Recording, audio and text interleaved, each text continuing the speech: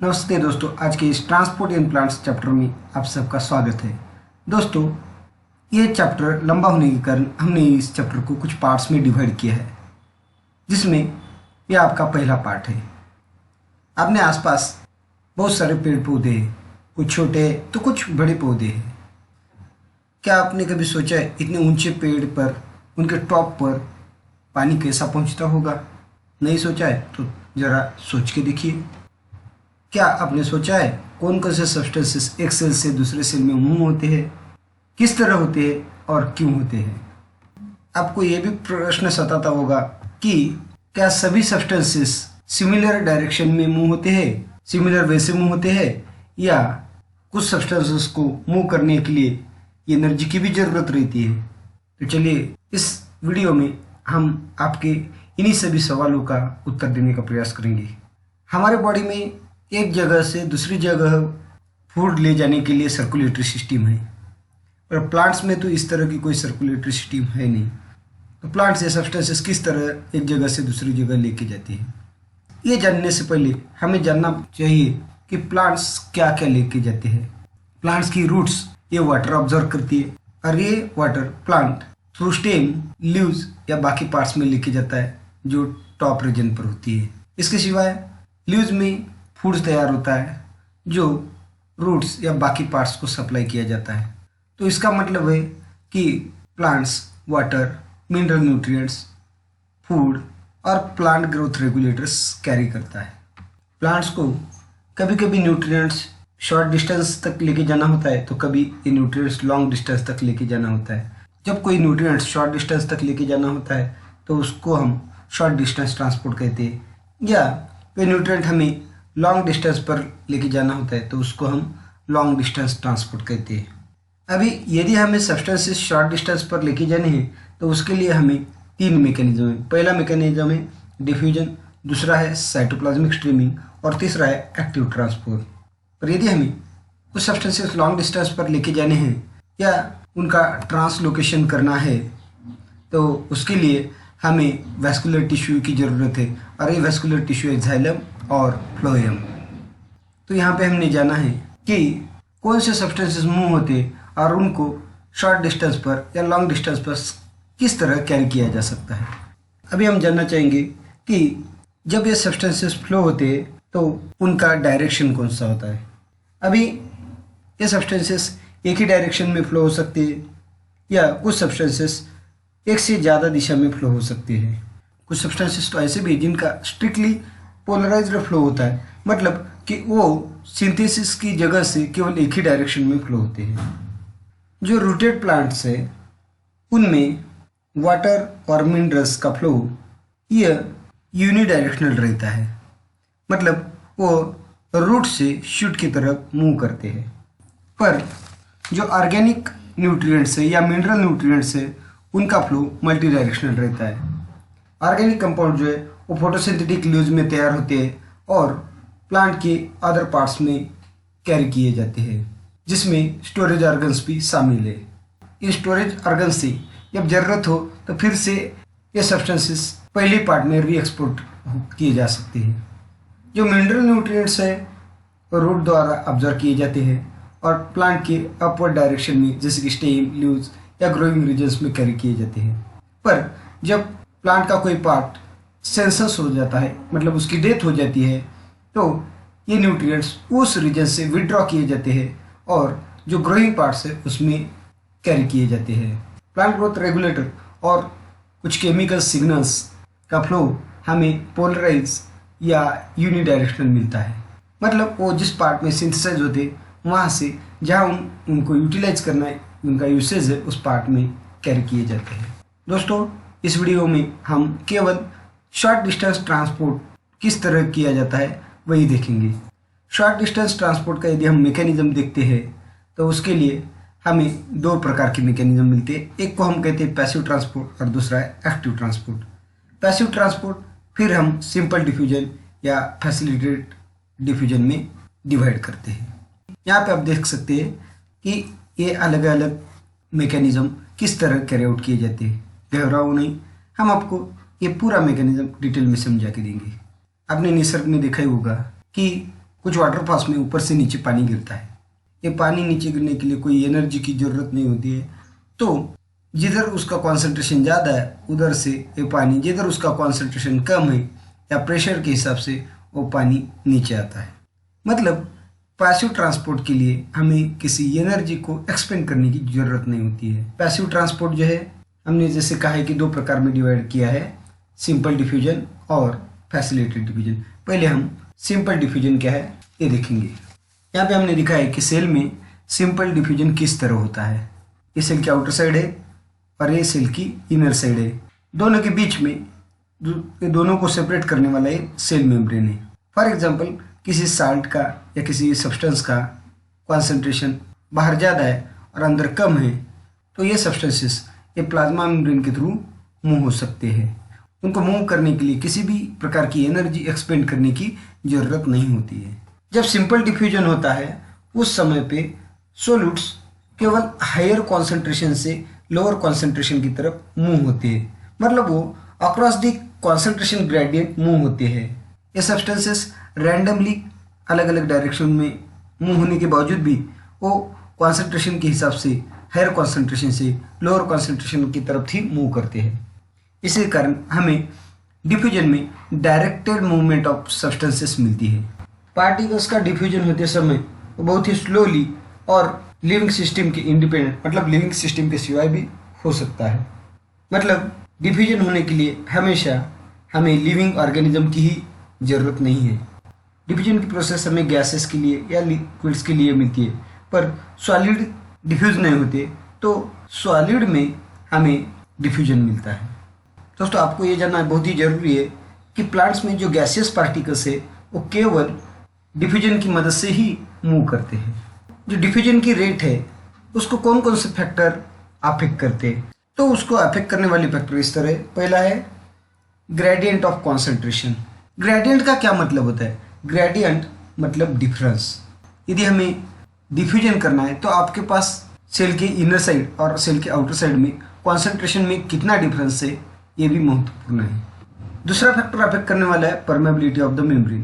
Permeability मतलब जो cell membrane है वो उस पार्टिकल को अंदर जाने के लिए परमिशन देता है या नहीं देता है, उसको ही हम परमेबिलिटी कहते हैं। तीसरा फैक्टर है आपके पार्टिकल की साइज क्या है। इसमें कोई संदेह नहीं कि जो साइज से स्मॉल सब्सटेंसेस है वह मेम्ब्रेन से रैपिडली मूव होते हैं, तो जो सब्सटेंसेस लार्जर साइज के हैं वो स्लोली मूव होते हैं। चौथा फैक्टर है जो पार्टिकल्स मूव हो रहे उनकी सेल मेम्ब्रेन में जो कि लिपिड का बना हुआ है उसमें सॉल्युबिलिटी कैसी है।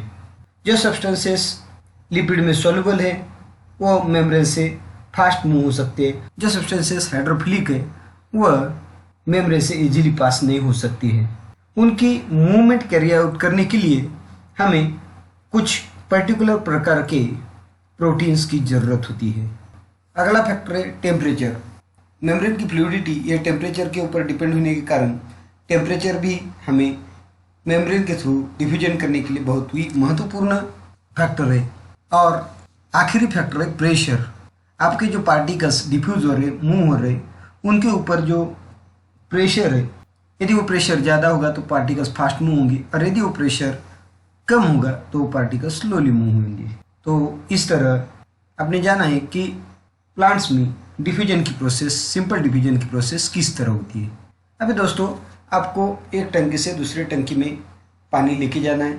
एक टंकी में पानी ज़्यादा है और दूसरी टंकी में पानी कम है, या एक टंकी ऊपर के हाइट में है और दूसरी टंकी नीचे के हाइट में है, इसमें कम पानी है। तो आपको यदि ऊपर की टंकी से नीचे की टंकी की तरफ पानी लेके जाना है या ज़्यादा पानी वाली टंकी से कम पानी वाली टंकी में पानी लेके जाना है तो उसको सिंपली आपको उस पानी को पाइप के थ्रू साइफन कर सकते हैं। यदि आप पाइप के थ्रू उसको साइफन करेंगे, खींचेंगे, तो आपको बाद में कोई भी प्रेशर या कोई भी एनर्जी दिए बिना आपको ज़्यादा पानी वाली टंकी से कम पानी वाली टंकी में पानी आ जाएगा।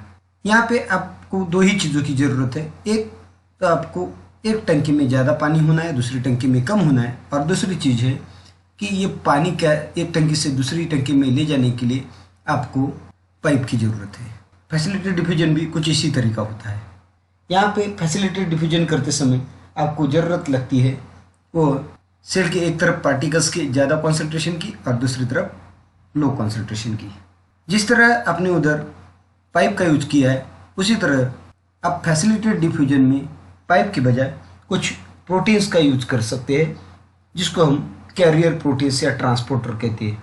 जिस तरह उस पाइप से पानी निकालते समय अब किसी एनर्जी की ज़रूरत नहीं पड़ी, उसी तरह यहाँ प्रोटीन से पार्टिकल्स मूव होते समय आपको किसी एनर्जी की ज़रूरत नहीं लगेगी, पर पार्टिकल्स हायर कॉन्सेंट्रेशन से लोअर कॉन्सेंट्रेशन की तरफ मूव होंगे। सिंपल डिफ्यूजन की तरह ही फैसिलिटेटेड डिफ्यूजन में कभी भी पार्टिकल्स यह लोअर कॉन्सेंट्रेशन से हायर कॉन्सेंट्रेशन की तरफ मूव नहीं होंगे। हाँ, यदि आपको लोअर कॉन्सेंट्रेशन से हायर कॉन्सेंट्रेशन की तरफ पार्टिकल्स को लेके जाना है, तो उसके लिए आपको ये एनर्जी की ज़रूरत लगेगी। फैसिलिटेटेड ट्रांसपोर्ट की रेट तब ज़्यादा होगी जब सेल के अंदर उस पार्टिकल को लेके जाने वाली सभी प्रोटीन्स ट्रांसपोर्ट की प्रोसेस में यूज की जाएंगी या उनका सैचुरेशन होगा।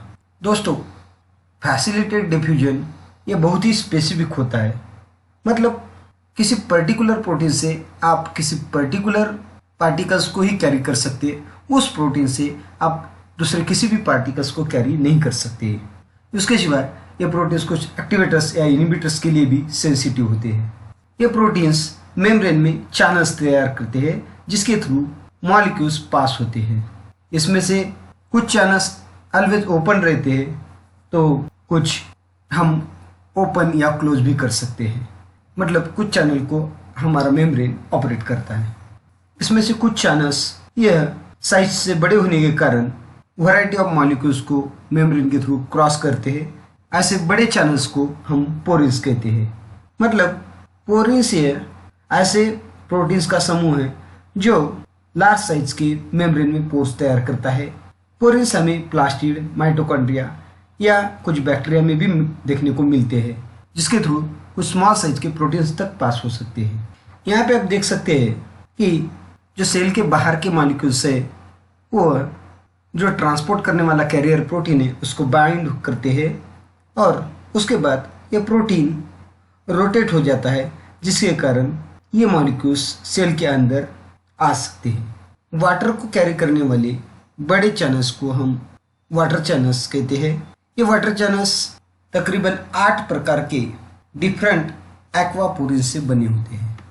कुछ कैरियर प्रोटीन या ट्रांसपोर्ट प्रोटीन्स तभी डिफ्यूजन कर सकते हैं यदि दो मॉलिक्यूल्स साथ साथ में मूव होते हैं। ऐसे ट्रांसपोर्ट को हम को ट्रांसपोर्ट कहते हैं। को ट्रांसपोर्ट 2 प्रकार के होते हैं, एक है सिम्पोर्ट और दूसरा है एंटीपोर्ट।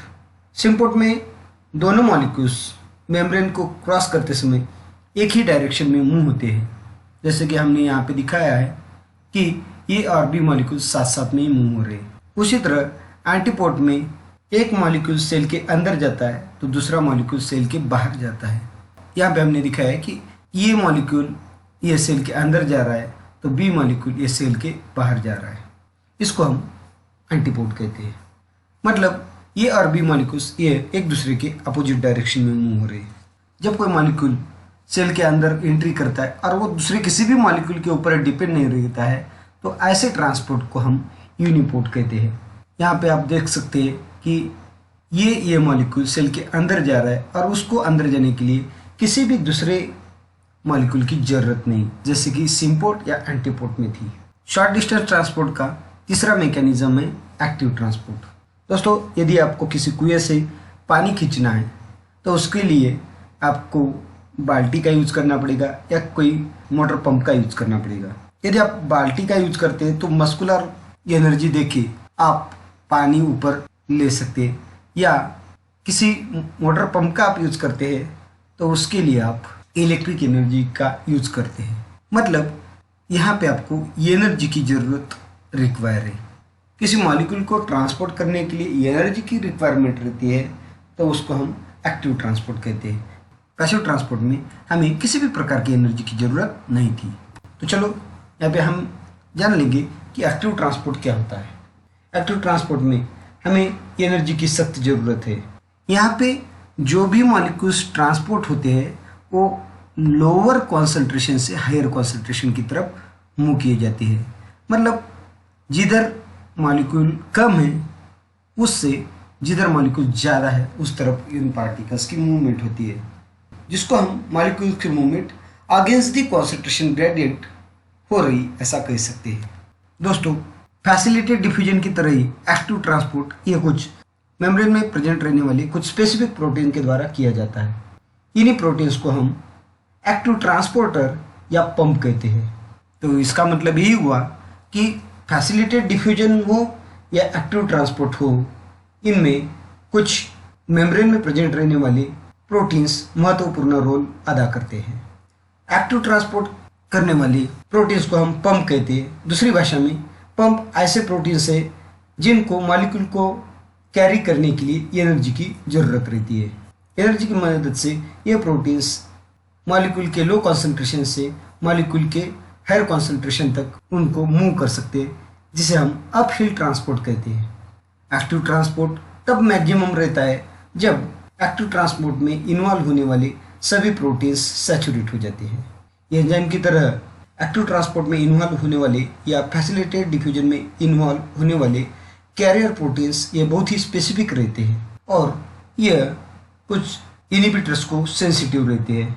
यहाँ पे हम इन तीन मैकेनिज्म में क्या डिफरेंसेस और क्या सिमिलरिटीज है ये देखते हैं। तो पहला डिफरेंस जो है, सिंपल डिफ्यूजन में हमें किसी भी प्रोटीन की ज़रूरत नहीं। यहाँ पे सिंपल डिफ्यूजन ही है, हमें मेम्ब्रेन के लिपिड थ्रू ही होता है, पर फैसिलिटेड डिफ्यूजन में हमें कैरियर प्रोटीन की ज़रूरत है। वैसे ही एक्टिव ट्रांसपोर्ट में भी हमें कैरियर प्रोटीन की ज़रूरत है। सिंपल डिफ्यूजन में हमें वो पार्टिकल्स हाइड्रोफोबिक होना चाहिए तो वो मेम्ब्रेन के थ्रू पास हो सकता है। मतलब यहाँ पे उसको कैरी करने वाला लिपिड का जो मेम्ब्रेन है वो स्पेसिफिक नहीं है, परंतु यदि हमें प्रोटीन के थ्रू उस मटेरियल को पास करना है तो यहाँ पे वो प्रोटीन उस पार्टिकल के लिए सेलेक्टिव होना है। तो फैसिलिटेटेड ट्रांसपोर्ट में या एक्टिव ट्रांसपोर्ट में हमें पर्टिकुलर मॉलिक्यूल या पर्टिकुलर प्रोटीन के थ्रू ही पास होता है, मतलब ये प्रोसेस हाईली सेलेक्टिव होती है, जबकि सिंपल डिफ्यूजन ये सिलेक्टिव नहीं होता है।